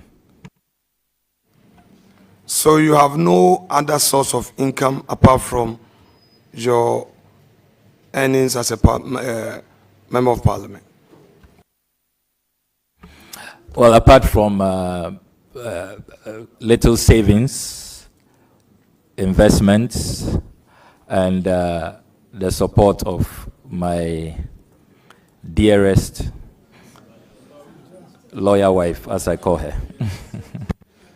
Thank you very much. I recognize Honorable Mahama Yarga, the leader, majority leader, for a follow-up question. Mr. Nominee, Is there a job such as a politician? Well, it's public service, and we receive little compensation for it. So it's more of public service. So you've been a public servant, serving in specific publicly established offices. Yes, please. Can you name some of those offices? The Deputy Minister for Information, office I occupied. Deputy Minister for Education, office I occupied. Member of Parliament for 4 terms. So these are some of the public offices I have occupied over the period. Established under the Constitution? Rightly so, Majority Leader. So there's no such thing as a politician, working as a politician? We work as public servants. I mean, we use it loosely that we are all politicians, but I follow your guidance, Majority Leader.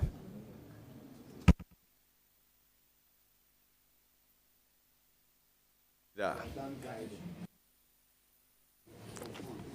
You know, anyway, fair enough. So, Honorable Nominee,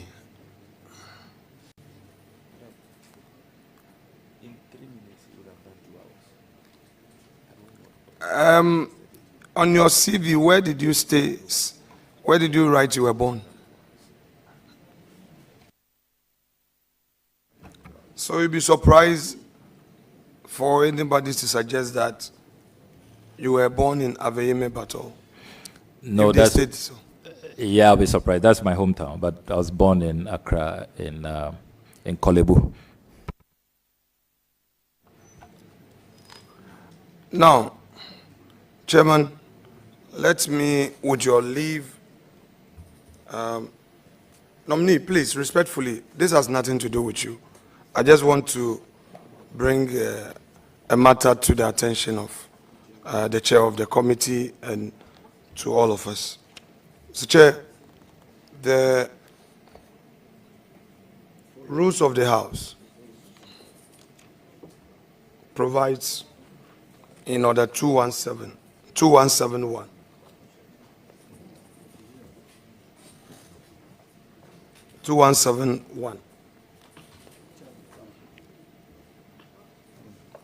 And I read,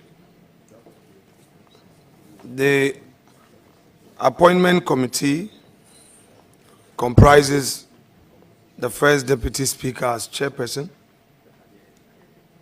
minority leader as ranking member, the deputy majority leader as vice chairperson, and the following other members. A, deputy minority leader. B, majority chief whip. C, minority chief whip.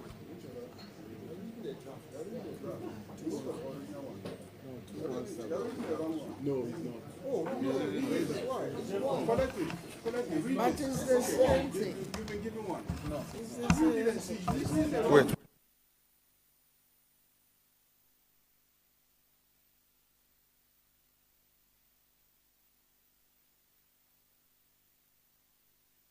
Order. Mr. Chair, we are standing orders, there are 2 prints. So the one you are holding with this color, that's fine. Fortunately, I also have the same thing here. The appointment committee comprises the first deputy speaker as chairperson, the minority leader as ranking member. It's the same, don't mind them. It's the same, don't mind them. Please proceed. If you are not firm, they will confuse you. I've been in this game for long. You can't confuse me on rules. The deputy majority leader as vice chairperson, the deputy minority leader as deputy ranking member, and the following other members: Majority Chief Whip. B, Minority Chief Whip. And 5 other members selected based on the numerical strength of the parties in Parliament.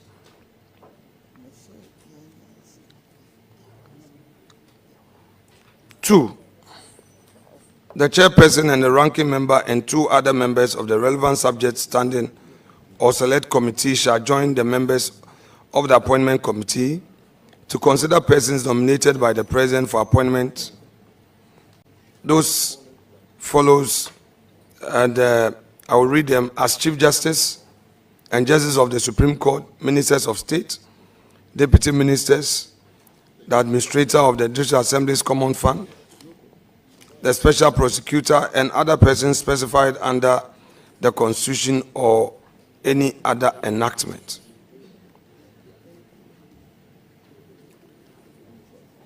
Mr. Chair, I have been informed that a moment ago, Mr. Speaker has made certain orders to the effect that this committee has to be reconstituted. I would want to bring such orders of Mr. Speaker to your attention in view of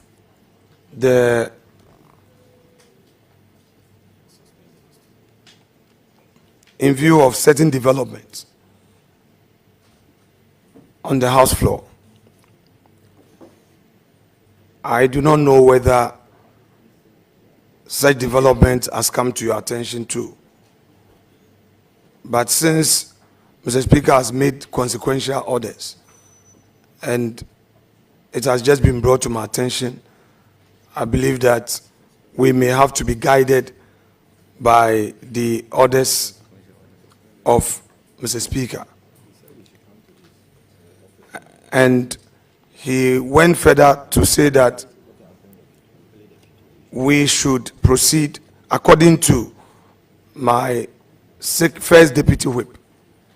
He is further directed that we appear before him in his office. So I'm just bringing this to your attention, and he, with emphasis, according to the first deputy whip, that leadership should come to him so that this appointment committee is reconstituted. I believe that when we appear before him, he would give the directives as to how this can be done in accordance with our rules. So I'm just bringing this to your attention, for your guidance. Thank you, sir.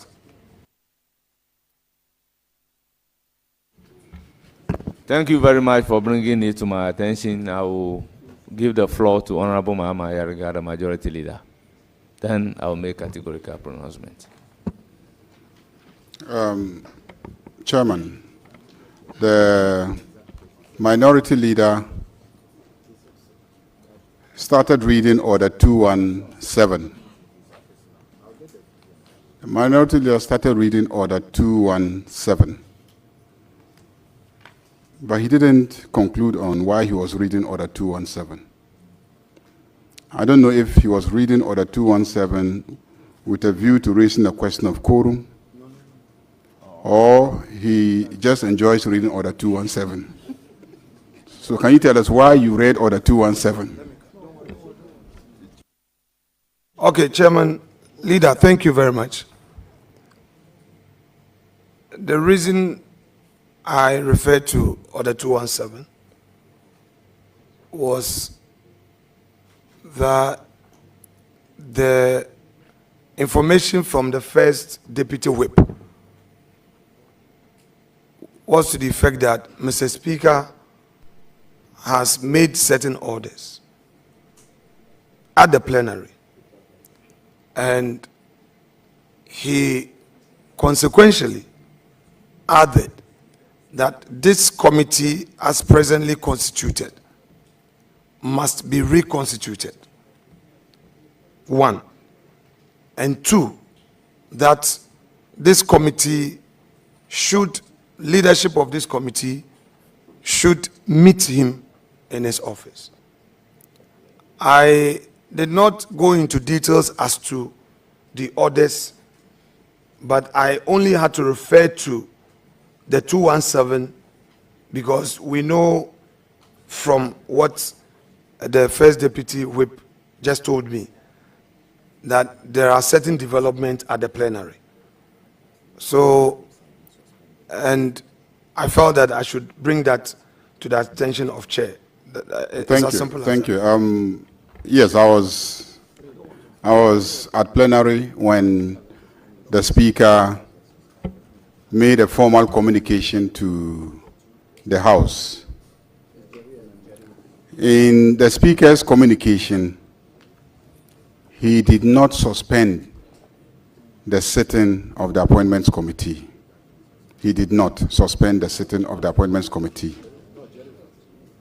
What the Speaker said is that the Chief Whip of the minority and the Chief Whip of the majority, who are members of the Appointments Committee pursuant to Order 217, 1A and B, have been suspended from the House for 10 days. You know the quorum. Sorry, 2 weeks, not 10 days, 2 weeks. You know the provisions relating to quorum. And when you read the composition of the Appointments Committee, I thought that you probably were entertaining a view that if the Majority Chief Whip and the Minority Chief Whip are suspended, then we will not have quorum to do business. But if you look at the numbers involved, clearly, even if you take out the Majority Chief Whip and the Minority Chief Whip, just 2 people, you will still have 9 members, and so you will have quorum. Even if the minority walks out, you need just 4 to form a quorum. And I'm assuring you that you will get the 4 to constitute the quorum, to transact business. If you break the microphone, you will also be suspended for 2 weeks. So that's the first thing. That's the first thing. Then the second thing that the Speaker said is that the Committee on Selection, he didn't say the leadership of this Appointments Committee. He said the Committee on Selection should meet him immediately after adjournment for us to reconsider the constitution of the Appointments Committee, including the rules of the Appointments Committee. When he was leaving the chamber, headed to his office, I followed him and said, it will be difficult to meet now. So he rescheduled the meeting to Monday, 11 a.m. So the Speaker is not expecting you in his office because he's not even in the building. He has gone to send his wife to the airport. She's traveling. And he actually told us his wife is traveling, and the Speaker loves his wife. So he went to send his wife to the airport. So there's no problem. The Speaker is not requesting for your presence at any meeting now. And the Speaker has not suspended the proceedings of this committee. He's spoken about the reconstitution of the committee, and he's spoken about the consideration of the rules of the committee. So this committee is properly constituted, and this committee should continue working. Chairman. Chairman, thank you. I was in the chamber with the respected majority leader and the leader of the House. The Speaker, to quote him, he said that the committee of selection need to meet immediately to reconstitute the appointment committee. So what he is saying, Chairman, with your permission, I have the speaker voice. I can play it here to say exactly what he said. This is what the speaker said. Today, please, today, I disallow you playing that. To reconstitute the appointment committee. Please, is disallowed. Appointment committee doesn't constitute committees of parliament. No, he said the selection committee to reconstitute the appointment committee today. That's what I have just played. That's what he said, and I have brought that to your attention. So if we move forward, it means that we are obeying the orders of the speaker. I just want to draw that to your attention. Honourable members, let me place on record that the deputy whip is not a conduit through which speaker will communicate to the appointment committee. Article 102 of the Constitution of the Republic of Ghana is very clear regarding quorum. And this is a parliamentary business. Let me read. A quorum of parliament, apart from the person presiding, shall be 1/3 of all members of parliament. If you relate that to this particular committee, a quorum will be 4 out of 11. 2, Article 104 is clear on decision making, and you need 50%.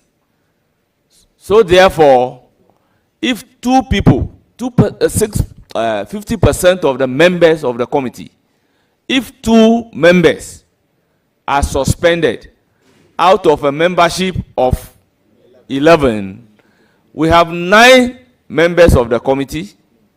We form quorum, we can do business, and can as well take decision. So, honorable members, we are not going to countenance any attempt to delay the proceedings of this House. With due difference to the deputy whip, I think it is in the interest of Ghanaians that we proceed to conduct the proceedings of the committee without any interruption in any manner whatsoever. This is my ruling. I will proceed to give the floor to the minority leader to ask his questions. Chairman, I understand your ruling. I just want to draw your attention to one thing, then you can proceed. Chairman, I want to draw your attention to Order 217, and then to emphasize on 2171 A and B. They said the appointment committee comprises, and I'm emphasizing on A and B, that says the majority chief whip, the minority chief whip, and C says 5 other members. Chairman, the A and B does not refer to a member, but a portfolio. Majority chief whip, minority chief whip. In this sense, if the minority and the majority chief whip are suspended and their name is mentioned under this order, so who is in this committee as minority chief whip and majority chief whip? Indirectly, in your own wisdom, you are telling us that parliamentary proceedings will not go on because the majority chief whip and the minority chief whip are suspended for 2 weeks, because they are also members of parliament and they hold those respective positions. I beg to differ, and I'll submit on record that will rather amount to having a blurred view of the law. Can we make progress?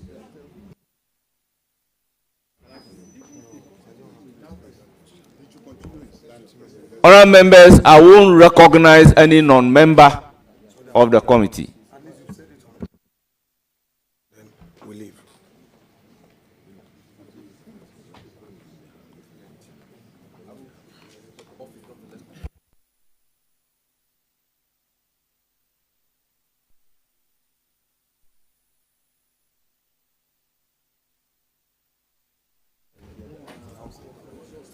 Honorable Minority Leader, if you are done, then we can proceed. Chairman, thank you. Honorable nominee, do you know about the company Volta Clenham Farms and Industries Limited? Yes, I talked about it earlier. You said the shareholders include some other private persons, correct? Yeah, I said that there are other persons in this arrangement, and yeah, 2 other persons are in this arrangement. So I just want to be specific so that we can get specific answers. If you say there are 2 other persons in this arrangement, now, is it the directorship you are referring to or the shareholding? The directorship. Okay, so now let's come to the shareholding. Are you the sole shareholder of this entity? Yes, I am. But if it's the same company, you had earlier, unless you want to amend your answer, in your earlier response to this very company, you had indicated that there are other shareholders.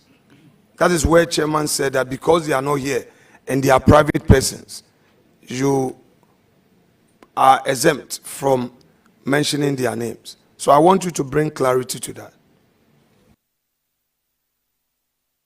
Well, I'll be happy to see the verbatim report, but for the record, I am a sole shareholder and there are other directors. Mr. Chairman,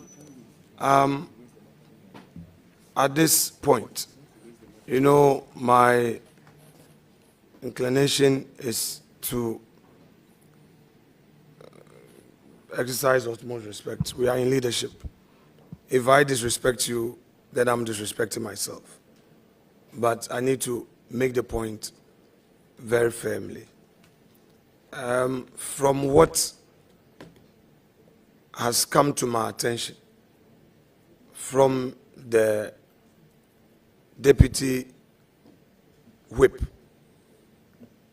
I think that it was very clear in the language of Mr. Speaker on the need for us to immediately get to the committee of selection to proceed to reconstitute the appointment committee. I will repeat it to your attention that let us err on the side of caution so that we do the right thing. At least if you had even suspended sitting the hearing for even a minute to enable you to listen to the speaker's voice, private, I'm sure you will be able to at least appreciate the situation in a different light, or possibly call Mr. Speaker himself. We can suspend for just a minute to enable you call the speaker, but in the Honorable Majority Leader, just a second. Honorable Alassane Umar, please. The call is on all of us to show deference. If I talk, you talk, it doesn't help. So I would want to respectfully say that with what I know now, I would want to recuse myself in order not to be in breach of Mr. Speaker's orders. I can't force speak, Chairman. Chairman has his discretion, and I need to respect that. So I leave it at that to you, and then I'm sure we can take up other matters. Thank you so much, sir. Honorable members, the information is clear from the Majority Leader that owing to the circumstances, the Speaker has rescheduled a meeting to Monday, at 11. We are proceeding with the vetting. Any member who wants to recuse himself is free to do so. After all, we are living in a free and a democratic dispensation. So, please, let's proceed. Chairman, with respect, I am extending to you all courtesies. My language in the application was done in utmost good faith and with respect to you. If you use phrases like democratic state and freedom of whatever, I don't think that it helps the situation. I refer to Speaker. No, Chairman. I will continuously express my views and show you respect. I'm pleading with you to be measured in the language you use. I will not do anything to hurt you in terms of language use. The language you just use is in bad taste, and I believe it's unacceptable.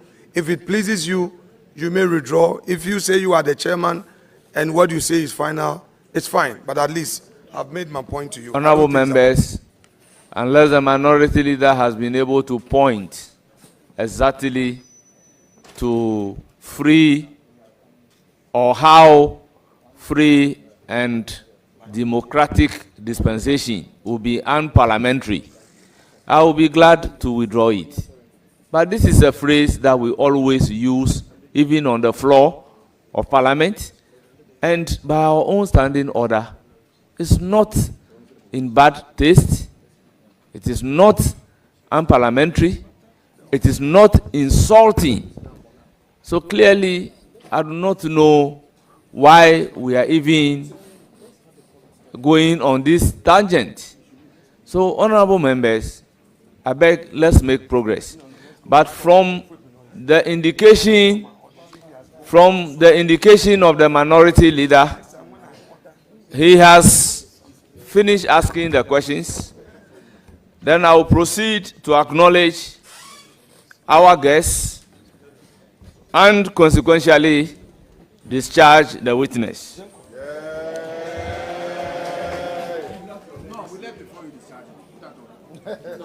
Honourable members, we have Mrs. Nuhila Sedu Nuela. Then those who are typing the spouse of the nominee. Then we have Togbiga Patamia Jokli, President of Bato Traditional Council. But honorable members, it may interest you to know that because I know Bato, what is written here is Bata. I promoted myself. Honorable members, we have Mamaga Asieku, Paramount Queen Mother of Bato Traditional Council. We have Dr. Nana Edusei Echuniwa Ampim, the first, President of Tepa Traditional Council. We have Chief Damana Nafia Mustafa alias Nyaba and friends from Salaga. We have Mama Agbovi, Paramount Queen Mother of Dofo Traditional Area.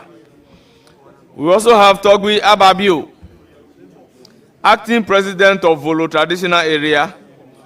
We have Togbi Misrobi III, Mankralo of Fojoku Traditional Area. We have Mama Aku-Seme, Queen Mother of Mepe Traditional Area. We have Ambassador Ekuya Dansoa, former Member of Parliament and former Ambassador to Germany. We have Honorable Daniel Yao Domolovu and the rest of oral team members. We have Ambassador Cleland Ramses, Chief Director, Ministry of Foreign Affairs, and the rest of the Foreign Affairs staff. You are welcome. Honorable nominee, Honorable Dr. Hon.Samuel, former Attorney General and Minister of State. You are highly welcome.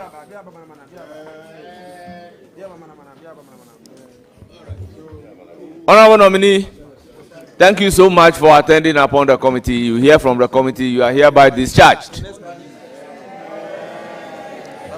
The next nominee should take his seat.